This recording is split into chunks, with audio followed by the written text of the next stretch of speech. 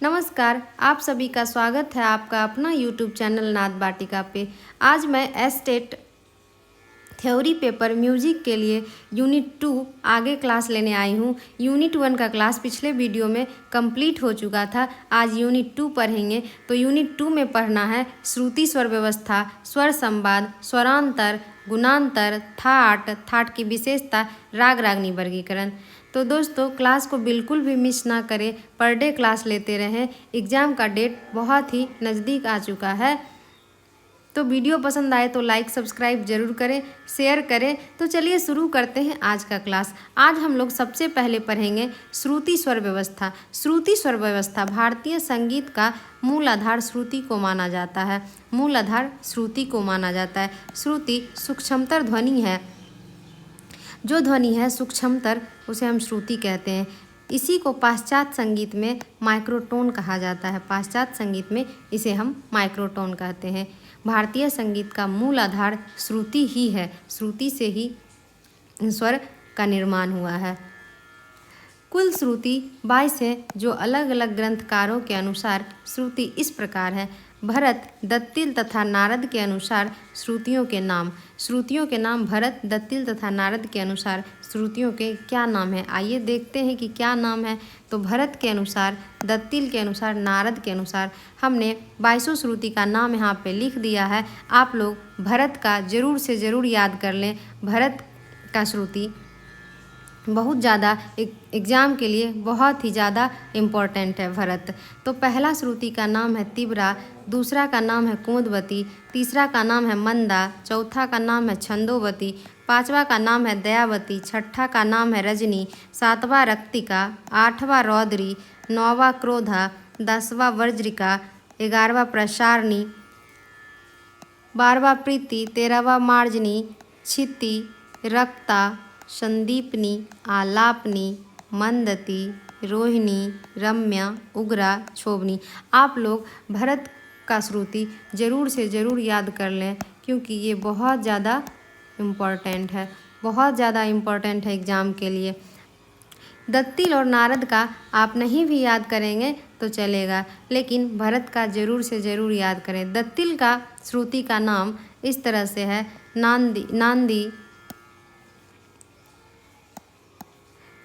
नांदी, चलानिका, रसा, सुमुखी, चित्रा, विचित्रा, घना, मतंगी, सरसा, मृता, मधुकरी, मैत्री, शिवा, माधवी, वाला, सारंगरती, कला, कलसा, माला, विशाला, जया, मोत्रेती।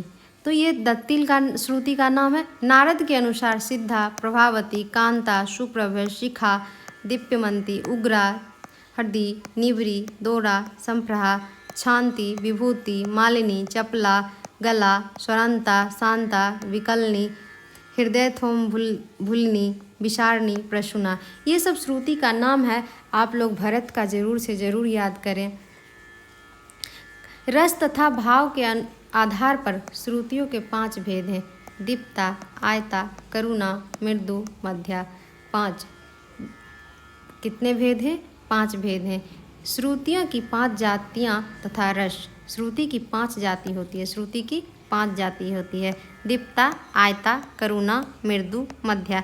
दीप्ता के अंदर कौन कौन से श्रुति आते हैं? तो तिब्रा, रौद्री, वज्रिका और उग्रा, ये दीप्ता के अंदर आते हैं। दीप्ता के अंतर्गत आते हैं। इसमें रस वीर और अद्भुत रस प्रधान है।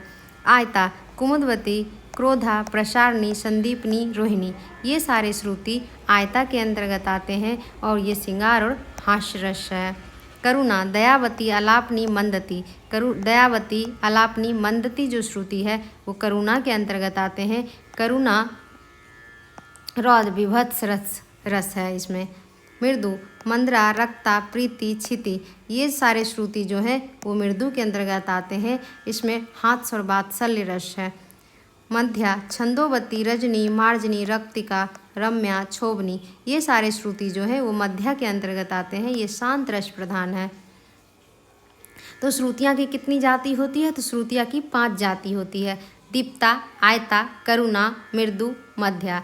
दीप्ता जो होता है वो वीर और अद्भुत रस प्रधान होता है। आयता श्रृंगार और हास्य, करुणा रौद्र विभत्स, मृदु हास्य और वात्सल, मध्या शांत रस होता है। श्रुति की विशेषताएं। श्रुति वह जो पहचानी जा सके। श्रुति वह जो प्रयुक्त की जा सके। श्रुति भाव विभक्ति में समर्थ हो। श्रुति वह जो पहचानी जा सके, जिसे हम पहचान सकते हैं, जिसे हम सुनकर पहचान सकते हैं, जो हमारे कानों को स्पष्ट सुनाई देते हैं, उसे श्रुति कहा जाता है। श्रुति वह जो प्रयुक्त की जा सके, जिसे हम प्रयोग करते हैं। श्रुति भाव विभक्ति में समर्थ हो। श्रुति स्पष्ट रूप से सुनाई देता है। श्रुति को हम स्पष्ट रूप से सुन सकते हैं। ध्वनि का सूक्ष्म भाग श्रुति है। ध्वनि से ही श्रुति बना है। नाद। नाद क्या होता है? नाद असंख्य होते हैं। असंख्य नादों में से जो 22 नाद जो हम लोग सुने, उसी को श्रुति बोला गया। तो श्रुति जो है एक सूक्ष्म भाग है, सूक्ष्म भाग है ध्वनि का। 22 श्रुति में ही 7 स्वरों का निर्माण हुआ। 22 श्रुति से ही 7 स्वरों का निर्माण हुआ। इसके लिए हमारे ग्रंथकारों में एक श्लोक दिए हैं। चतुश्चैव षडज मध्यम पंचमा द्वैधय निषाद गंधारो त्रिस्त्री ऋषभ धैवतो। अर्थात सा मा पा की 4-4 श्रुति, रे ध की 3-3 श्रुति, ग नी की 2-2 श्रुति, कुल मिला के 22 श्रुति बना। 22 संगीत में 22 श्रुति का ही 22 श्रुति पे ही 7 स्वर को स्थापित किया गया। प्राचीन काल में श्रुतियों पर स्वरों की व्यवस्था, प्राचीन काल में स्वरों को अंतिम श्रुति पर व्यवस्थित की गई है। प्राचीन काल में श्रुति पर जो स्वर व्यवस्था किया गया था, वो श्रुति के अंतिम श्रुति पे किया, स्वर के अंतिम श्रुति पे किया गया था। जैसे कि सा म पा की 4-4 श्रुति है, तो अंतिम श्रुति सा का 1 2 3 4 4 पे हम क्या किए? सा को स्थापित किए। रे का 3 श्रुति है, तो 1 2 3 रे को हम 7वीं पे स्थापित किए। गंधार का 2 श्रुति है, तो 8 9 2 श्रुति 1 2, तो हम गंधार को 9वीं पे स्थापित किए। फिर मध्यम का 4 श्रुति है, तो 1 2 3 4 मध्यम को हम उसके 4थी श्रुति पे, लास्ट श्रुति पे, जितने भी स्वर हैं प्राचीन काल में सभी को लास्ट श्रुति पे रखा गया। 1 2 3 4 पंचम का 4 श्रुति है, तो 4 श्रुति पे रखे। धैवत को 1 2 3, धैवत 3 श्रुति है, और निषाद फिर 2 श्रुति है, 1 और 2। इसी तरह से सा को 4थी पे रखा गया, रे को 7वीं पे रखा गया, गंधार को 9वीं पे रखा गया, मध्यम को 13वीं पे, पंचम को 17वीं पे, धैवत को 20वीं पे और निषाद को 22वीं पे रखा गया।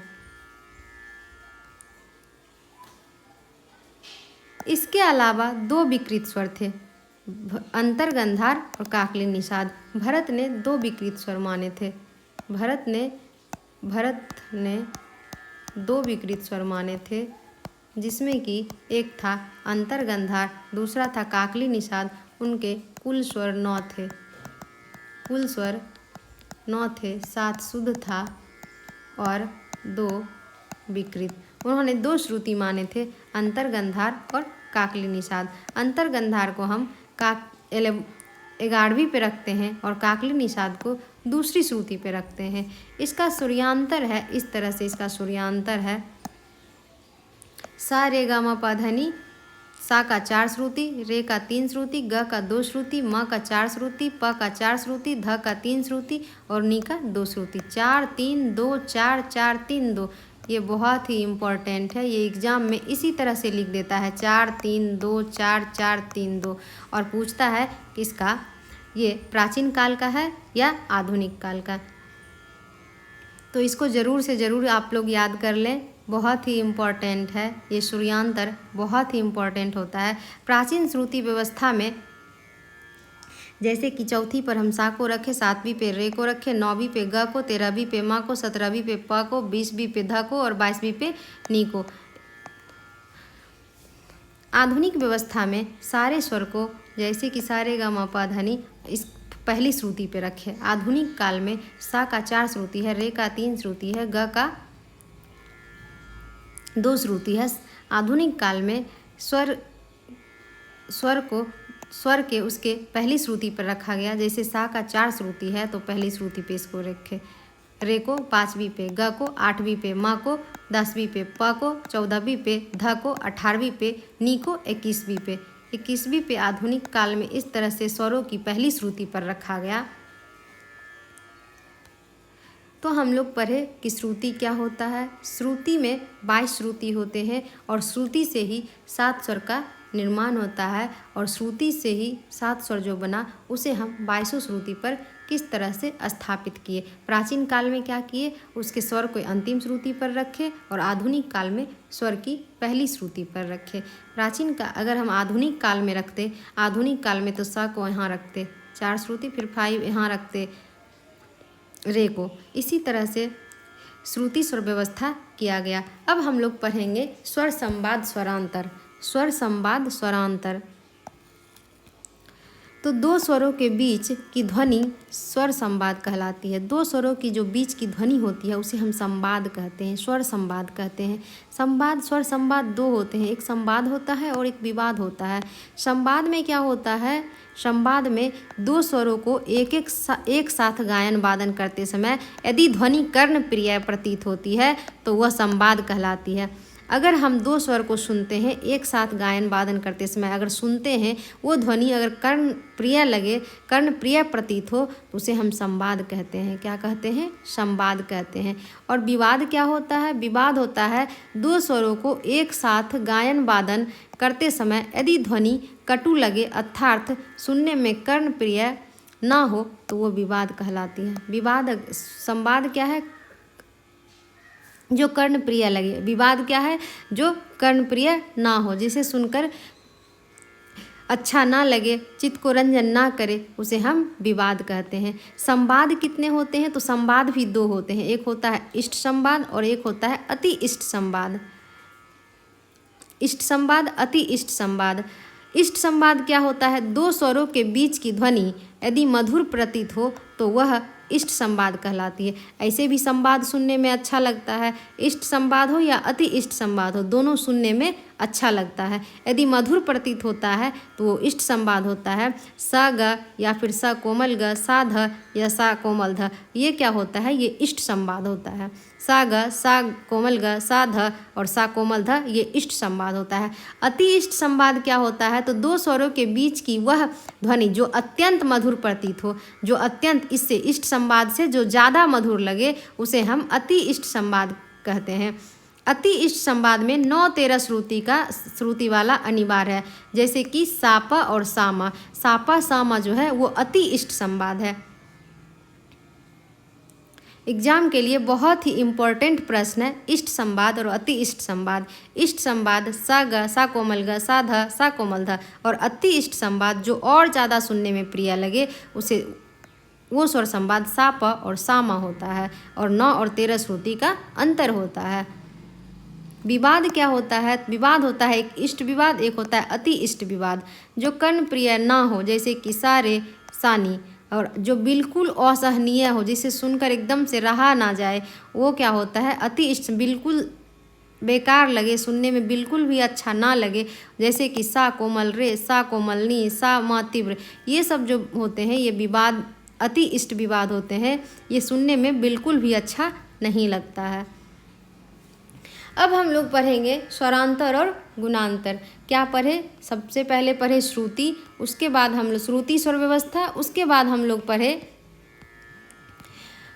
स्वर संवाद और स्वरांतर। स्वर संवाद में एक संवाद था, एक विवाद था। संवाद में भी इष्ट संवाद, अति इष्ट संवाद, विवाद में भी इष्ट विवाद, अति इष्ट विवाद। अब हम लोग पढ़ेंगे स्वरांतर और गुणांतर। स्वरांतर और गुणांतर तो 2 स्वरों के पारस्परिक अंतर को स्वरांतर कहते हैं। जो 2 स्वर के बीच का अंतर होता है, पारस्परिक अंतर, उसे हम क्या कहते हैं, स्वरांतर कहते हैं। 7 स्वरों का कर्मानुसार गायन वादन करने पर कुल 3 प्रकार के स्वर प्राप्त होते हैं, जैसे कि सा म प, रे ध और ग नी। सा म प की 4 श्रुति का अंतर होता है, 3 श्रुति का अंतर होता है रे ध में, और ग नी में 2 श्रुति का अंतर होता है। यही स्वरांतर है। जैसे कि सा म प का जो होता है वो 8:9 का होता है, जिसे हम मेजर टोन कहते हैं। रेधा जो होता है वो 9:10 होता है, उसे हम माइनर टोन कहते हैं। आगे हम पढ़ेंगे कि ये 8-9 कैसे आया, 9-10 कैसे आया। गंधार और निषाद 15-16 इसका स्वरांतर है, उसे हम सेमी टोन कहते हैं। सारे स्वर का आंदोलन संख्या होता है, उसी से हम स्वरांतर ज्ञात कर पाते हैं कि किसका कितना स्वरांतर है। सा का 240 आंदोलन संख्या, रे का 254 पूर्णांक 2/17, कोमल रे का, शुद्ध रे का 270, कोमल ग का 288, शुद्ध ग का 300, म का 320, तीव्र मध्यम का 338 पूर्णांक 14/17। उसी तरह से पंचम का 360, कोमल धैवत का 391/3/17, कोमल शुद्ध ध का 400, कोमल नी का 432 और शुद्ध नी का 450, ताड़सा का 480। सा से डबल ताड़सा जिसका 480 आंदोलन संख्या है। इसी आंदोलन संख्या से हम निकालेंगे कि स्वरांतर इसका कितना होता है और गुणांतर क्या होता है। जैसे कि सा का 240, रे का 270, ग का 300, म का 320, चार का 360, ध का 400, नी का 450 और सा का 480। तो सा का 240 होता है और रे का 270 होता है। जैसे रे का 270 यहाँ पे लिखे, उसके बाद सा को हम 240 लिखे, ये 0 0 कैंसिल हो गया। 9 तिया 27, 8 तिया 24, 8 तिया 24, उसे 9/8, 8:9 आया, जिसे हम मेजर टोन कहेंगे, जिसे हम मेजर टोन कहेंगे। 8 9 जो होता है वो मेजर टोन होता है। 9 10 क्या होता है, माइनर टोन होता है। टोन दो होते हैं, टोन दो होते हैं, एक होता है सेमी टोन, एक होता है सेमी टोन, सेमी टोन, और एक होता है whole tone, whole tone. Whole tone जो होते हैं वो दो होते हैं, एक होता है माइनर और एक होता है मेजर। मेजर जो होता है वो 8:9 होता है और माइनर 9:10 होता है। सेमी टोन 15:16 होता है। ये टोन होते हैं, ये टोन होते हैं। उसी तरह से रे ग का स्वरांतर निकाला तो ग का 300 होता है और रे का 270। 0 0 कैंसिल आउट हो गया। 10 तिया 30, 9 तिया 27, ये 10/9, 9:10 आया, 9:10। तो 9:10 क्या होता है, माइनर टोन होता है। उसी तरह से म ग का निकाले हैं तो 15:16 आया है। प म का निकाले हैं तो 8:9 आया है, जो कि मेजर टोन है। ध प का 9 10 जो कि माइनर टोन होता है। नी ध का 8:9 आया है, जो कि मेजर टोन होता है। और सा ताड़सा और नी का निकाले हैं तो 16:15, 15:16 का आता है, जो कि सेमी टोन कहलाता है। इस तरह से हम स्वरांतर निकाले। इसी अंतर को हम लोग गुणांतर कहते हैं। आंदोलन संख्या से हम स्वरांतर और गुणांतर को निकाल सकते हैं। षड्ज पंचम संवाद क्या होता है, तो षड्ज पंचम संवाद में 13 श्रुति का अंतर होता है। षड्ज पंचम संवाद में 13 श्रुति का अंतर होता है। षड्ज पंचम संवाद में 13 श्रुति का अंतर कैसे होता है, तो आइए देखते हैं कैसे होता है। षड्ज पंचम संवाद, यहाँ पे सा है और यहाँ पे प है, तो आइए देखते हैं। 1 2 3 4 5 6 7 8 9 10 11 12 13 श्रुति का अंतर हो गया षड्ज पंचम संवाद में। और षड्ज मध्यम संवाद में कितने श्रुति का अंतर होता है, तो सा यहाँ पे स्थापित किया गया है और म 13वीं पे स्थापित किया गया है। तो सा से एक श्रुति आगे से गिनते हैं। 1 2 3 4 5 6 7 8 9। तो सा मा जो होता है, सा मा वो 9 श्रुति का अंतर होता है। और सा प जो होता है वो 13 श्रुति का अंतर होता है। सा मा और सा पा स्वर संवाद है। जैसे कि एग्जाम्पल में दिया गया है राग यमन। क्या दिया गया है, राग यमन। तो राग यमन का वादी संवादी गनी होता है। इसका स्वर संवाद गंधार और निषाद होता है, जो कि 13 श्रुति का अंतर है। राग भैरव का वादी संवादी धरे स्वर संवाद होता है, जो कि 13 श्रुति का अंतर है। षड्ज मध्यम संवाद जो होता है, पीछे बता दिए हैं कि 9 श्रुति का अंतर कैसे आया। तो 9 श्रुति का अंतर आता है षड्ज मध्यम संवाद में। जैसे कि राग भैरवी मासा है, जो कि 9 श्रुति का अंतर है। राग ललित भी मासा स्वर संवाद है, जो कि 9 श्रुति का अंतर है। अब हम लोग पढ़ेंगे थाट और थाट की विशेषता। स्वर पढ़े, स्वरांतर पढ़े, गुणांतर पढ़े। अब हम लोग क्या पढ़ेंगे, थाट और थाट की विशेषता। थाट क्या होता है, सप्तक के 12 स्वरों में से 7 कर्मानुसार मुख्य स्वरों के उस समुदाय को थाट कहते हैं। 7 स्वर जो कर्मानुसार हो उसे हम थाट कहते हैं। जिससे राग उत्पन्न होते हैं, जिससे हम राग को उत्पन्न करते हैं, वही थाट कहलाता है। थाट से ही राग की उत्पत्ति हुई है। थाट को मेल भी कहा जाता है। थाट को मेल कहा जाता है। मेल स्वर समूह स्यादाग्र व्यंजनम शक्तिमान, अर्थात स्वरों को उस समूह को मेल या थाट कहते हैं जिससे राग उत्पन्न करने की शक्ति हो। जिसमें राग उत्पन्न करने की शक्ति हो उसे हम थाट कहते हैं। थाट से ही राग की उत्पत्ति हुई है। प्रश्न आएगा कि राग की उत्पत्ति किससे मानी जाती है? ग्राम, मूर्छना, थाट। ऑप्शन देगा तो आप लोग क्या लगाना है कि वहाँ पे उसका आंसर थाट। थाट से ही राग की उत्पत्ति हुई है। जैसे ग्राम से मूर्छना बना है, उसी तरह से थाट से राग बना है। थाटों की संख्या। थाटों की संख्या कितनी है? तो हिंदुस्तानी संगीत पद्धति में आजकल 10 थाट माने गए हैं। भातखंडे जी ने थाट पद्धति को प्रचार में लाए थे और थाटों की संख्या 10 माना गया। थाट पद्धति कौन दिया? तो भातखंडे जी दिए। भातखंडे जी का ही थाट पद्धति दिया गया है। पहला थाट है बिलावल। प्रत्येक स्वर शुद्ध लगते हैं। सारे गा मा पा धा नी, प्रत्येक स्वर बिलावल थाट में स्वर शुद्ध लगते हैं। कल्याण थाट में केवल मध्यम तीव्र होता है, शेष स्वर शुद्ध लगते हैं। जैसे कि सारे गा मा पा धा नी लिखेंगे तो मध्यम तीव्र कर देंगे तो वो कल्याण थाट होगा। खमाज थाट नी कोमल, अन्य स्वर शुद्ध। सारे गा मा पा धा नी सिर्फ कोमल होगा खमाज थाट में। असाबरी थाट में ग ध नी कोमल होते हैं, शेष स्वर शुद्ध प्रयोग किए जाते हैं। शेष स्वर ग ध नी कोमल होते हैं और शेष स्वर शुद्ध, उसे हम असाबरी थाट कहते हैं। काफी थाट गंधार और निषाद कोमल होते हैं, शेष स्वर शुद्ध प्रयोग किए जाते हैं, वो काफी थाट कहलाते हैं। भैरवी थाट जिसमें कि रे ग ध नी कोमल प्रयोग किए जाते हैं और शेष स्वर शुद्ध प्रयोग होते हैं, उसे हम भैरवी थाट कहते हैं। जैसे कि सारे गा मा पा धा नी में रे ग ध नी, रे ग ध नी को क्या करते हैं? कोमल कर देते हैं, तो वो क्या होता है? भैरवी थाट। और भैरव थाट में रे ध को कोमल कर देते हैं, शेष स्वर शुद्ध होता है, उसे हम भैरव थाट कहते हैं। मारवा थाट रे कोमल माँ तीव्र, शेष स्वर शुद्ध प्रयोग किए जाते हैं। सिर्फ रे को कोमल करते हैं और माँ को तीव्र कर देते हैं, तो वो मारवा थाट कहलाता है। पूर्वी थाट रे ध कोमल माँ तीव्र, शेष स्वर शुद्ध, उसे हम पूर्वी थाट कहते हैं। भैरव थाट में रे ध कोमल था और सारे स्वर शुद्ध थे, और भैरव से ही पूर्वी थाट में रे ध कोमल होता है और सिर्फ माँ को तीव्र कर देते हैं, तो वो पूर्वी थाट बनता है। तोरी थाट में रे ग ध कोमल माँ तीव्र, शेष स्वर शुद्ध। तोरी थाट में रे ग ध कोमल हो जाता है। पूर्वी में सिर्फ रे ध कोमल होता है और माँ तीव्र होता है। तोरी में रे ग ध कोमल और माँ तीव्र होता है, उसे हम तोरी थाट कहते हैं। थाट की क्या विशेषता है? यह नीरस होता है। थाट से प्रसिद्ध राग का नाम दिया जाता है। थाट से ही रागों का नाम दिया जाता है। थाट सदैव संपूर्ण होता है। थाट से स्वर कर्मानुसार होते हैं।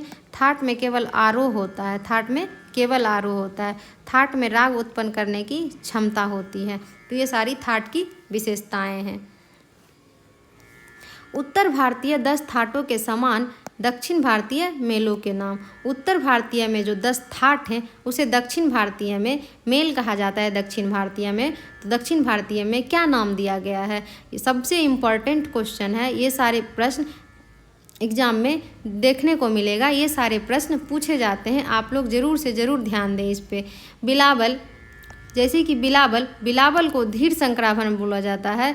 कल्याण को मेज कल्याण दक्षिणी भारतीय संगीत में बोला जाता है। काफ़ी को खरहर प्रिया, खमाज को हरि काम्बोजी, आसावरी को नट भैरवी, भैरव को माया मालव गौर, भैरवी का हानुमत तोरी, मारवा का गमन प्रिया, पूर्वी का काम भरदनी, तोरी का सुप पंत्रुबराली। आप लोग 1 से 2 बार देखेंगे, रिवीजन करेंगे तो आप लोग को ज़रूर से ज़रूर ये याद हो जाएगा।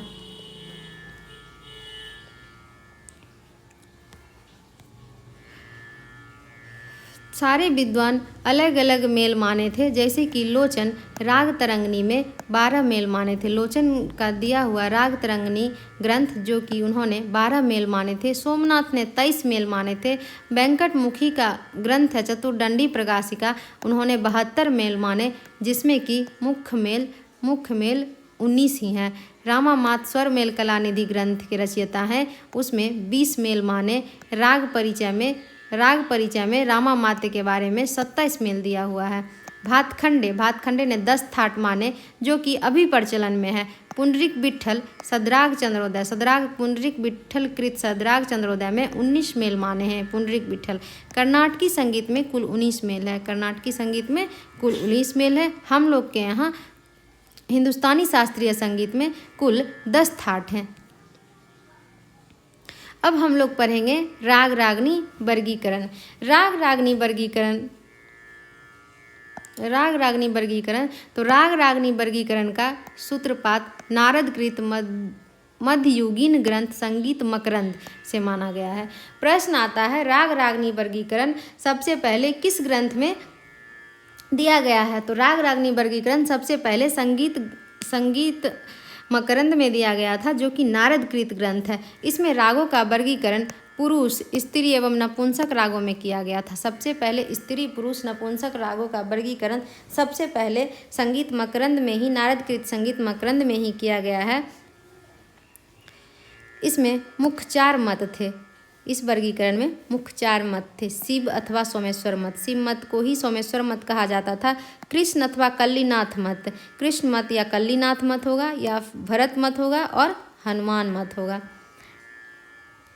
शिव मत या सोमेश्वर मत के 6 राग और 36 रागनियाँ हैं।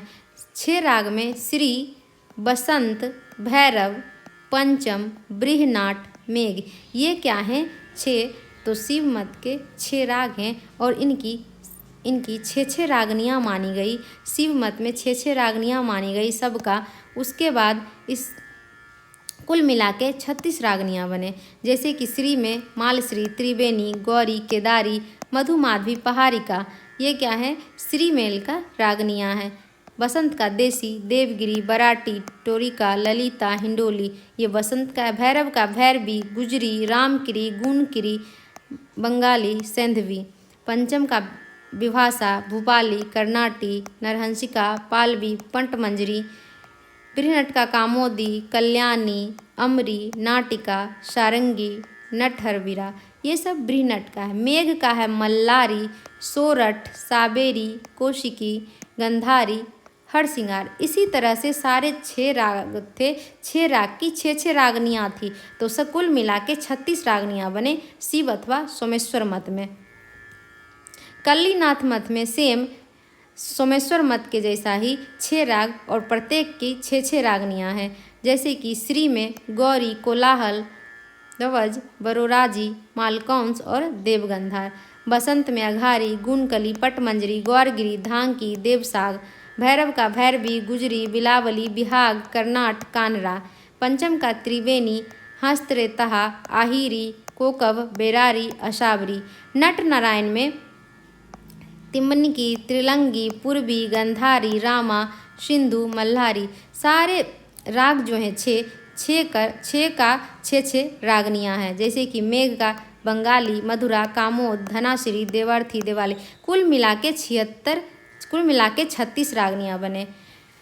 सोमेश्वर और शिव मत में भी 36 रागनियाँ और कृष्ण अथवा कल्लीनाथ में भी 36 रागनियाँ। उसी तरह से भरत मत में 6 राग और 5 रागनियाँ माने, जो कि 30 रागनियाँ बने। 6 राग से 30 रागनियाँ। भैरव का मधुमाधवी, ललिता, बरोरी, भैरवी, बहुली। मालकौंस का गुजरी, विद्यावती, तोरी, खंबाती, कुकुम्भ। हिंडोली का रामकिली, मालवी, अशावरी, देवरी, केकी। दीपक का केदार, गौरी, रुद्रावती, कामोद, गुजरी। श्री का सैंधवी, काफी, ठुमरी, विचित्रा, सोहनी, मल्लारी, सारंग, देसी, रति बल्लवा, कानरा। ये सारे जो हैं 6 राग के 5 रागनियाँ थे। 5 रागनियों से कुल मिला के 30 रागनियाँ बने भरत मत में। अब हम लोग पढ़ेंगे हनुमान मत। हनुमान मत में भी सेम भरत मत के जैसा 6 राग थे और 5 रागनियाँ बनी, जिससे कुल मिला के 30 रागनियाँ बने। भैरव का मध्यमादी, भैरवी, बंगाली, बराटिका, सैंधवी। कौशिक का तोरी, खंबावती, गौरी, गुणकिरी, कुकुम्भ। हिंडोल का बेलावली, रामकिरी, देशटमा, पटमंजरी, ललिता। दीपक का केदारी, कान्हरा, देसी, कामोदी, नाटिका। श्री का बसंती, मालवी, मालश्री, धनशिका, अशावरी। मेघ का मल्हारी, देशकारी, भूपाली, गुजरी, टंका। 6 राग के कुल मिला के 30 रागनियाँ बने। 6 के 5-5 रागनियाँ थे। कौशिक का आधुनिक नाम मालकौंस भी है। उपयुक्त चारों मतों की आलोचना किए। कौन किया आलोचना? 4 जो मत था, शिव मत को ही सोमेश्वर मत कहा जाता, सोमेश्वर मत या फिर कल्लीनाथ मत या फिर भरत मत या फिर हनुमान मत, चारों मतों की आलोचना पटना के मोहम्मद रजा ने अपनी पुस्तक नागमाते आस्फी में 1813 में किए। मोहम्मद रजा ने भी राग रागनी का एक नई पद्धति बनाई, जिसमें कि लगभग हनुमान मत के जैसा ही उन्होंने पद्धति दी है। मोहम्मद रजा ने 6 राग 36 रागनियाँ बनाए, जैसे कि भैरव का भैरवी, रामकली, गुजरी, खट, गंधारी, अशावरी। मालकौंस का बागेश्वरी, तोरी, देसी, सुघराई, सूहा, मुल्तानी। हिंडोल का पुरिया, बसंत, ललित, पंचम, धनाश्री, मारवा, श्री, गौरी, पूर्वी, गौरा, त्रिवन, मालश्री, जयतश्री। मेघ का मधुमाद, गौर, शुद्ध सारंग, बरहंस, सामंत, सोरठ, छायानट, हमीर, कल्याण, केदार, बिहागरा, यमन। वो भी मोहम्मद रजा ने भी 6 राग 36 रागनियाँ ही माने। 6 राग से 6 रागनियाँ से कुल मिला के 36 रागनियाँ बने। पुंडरीक विट्ठल ने भी अपनी ग्रंथ रागमाला में 6 राग और 6 राग की 5-5 रागनियाँ, जिससे कुल 30 रागनियाँ बने। 6 राग में पुंडरीक विट्ठल का शुद्ध भैरव, हिंडोल, देशकार, श्री, शुद्ध नट और नट नारायण, ये पुंडरीक विट्ठल ने 6 राग माने थे। स्वर्गीय भातखंडे जी ने स्वीकार किया कि मोहम्मद रजा के इस वर्गीकरण में राग और उनकी रागनियाँ में समता अवश्य है, परंतु इतना पर्याप्त नहीं है। इसलिए आज मुख्य रूप से कोई भी राग रागनी प्रचलित नहीं है। भातखंडे जी ने स्वीकार किया था कि मोहम्मद रजा जो वर्गीकरण किए थे राग रागनियाँ की, उसमें समता तो बहुत था लेकिन पर्याप्त नहीं है। इसलिए आज मुख्य रूप से कोई भी राग रागनी प्रचलित नहीं है। राग रागनी पद्धति की आलोचना बता देते हैं, लेकिन ये एग्जाम में नहीं पूछा जाता है। किसी को रागनी तथा किसी को पुत्र राग मानने का कोई आधार नहीं था। सभी लोग अपनी अपनी कल्पना और इच्छानुसार माने। सभी लोग जो राग माने थे, राग मान लिए कि इतने राग हैं, इतनी रागनियाँ हैं, इतनी रागनियाँ बने, लेकिन इसका कोई भी आधार था ही नहीं। किसको पुत्र मानना है, किसको रागनी मानना है, किसको राग मानना है, किसी का कोई भी आधार नहीं था। किसी आधार पर मुख्य राग माने गए तथा संख्या 6 ही क्यों मानी गई, ना कम और ना ज़्यादा। किसी आधार पर मुख्य राग माने गए तथा 6 ही क्यों मानी गई, कोई आधार इसका नहीं था। प्रत्येक राग की 6-6 अथवा 5-5 ही रागनियाँ क्यों मानी गई, कम या अधिक भी मानी जा सकती थी। इनका कोई आधार ही नहीं था। कोई 6-6 मान लिए तो कोई 5-5 मान लिए, लेकिन क्यों माने, उनके पास कोई भी आधार नहीं था। पुत्र रागों की बधुएं तो मान ली गई, किंतु बधुओं की वंश का कोई अता पता नहीं मिलता है। इसलिए आज प्रचलन में भी राग रागनियाँ प्रचलन में भी नहीं है। लेकिन एग्जाम में प्रश्न पूछे जाते हैं कि हनुमान मत में या भरत मत में कितनी राग और कितनी रागनियाँ हैं, या फिर शिव मत या सोमेश्वर मत में प्रश्न आते हैं राग रागनी पद्धति से। पहले काफ़ी थाट को शुद्ध थाट माना जाता था। पहले जो था काफ़ी थाट को ही शुद्ध माना जाता था प्राचीन काल में, लेकिन अब आधुनिक काल में बिलावल थाट आज का शुद्ध मानने वाले प्रथम व्यक्ति मोहम्मद रजा हैं। मोहम्मद रजा बिलावल थाट को ही शुद्ध थाट माने थे। आज वही प्रचलन में है कि शुद्ध थाट बिलावल है, प्राचीन काल में शुद्ध थाट काफ़ी था। राग रागनी वर्गीकरण का साक्ष्य सबसे पहले नारदकृत ग्रंथ संगीत मकरंद में है। वो तो पहले भी बता दिए थे कि राग रागनी वर्गीकरण जो है वो संगीत मकरंद में ही मिलता है सबसे पहले।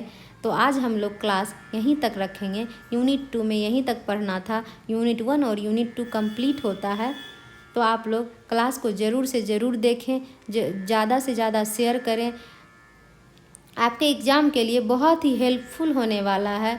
अगर आप किसी को हैंड रिटन नोट्स चाहिए तो इस नंबर पे व्हाट्सअप कर सकते हैं।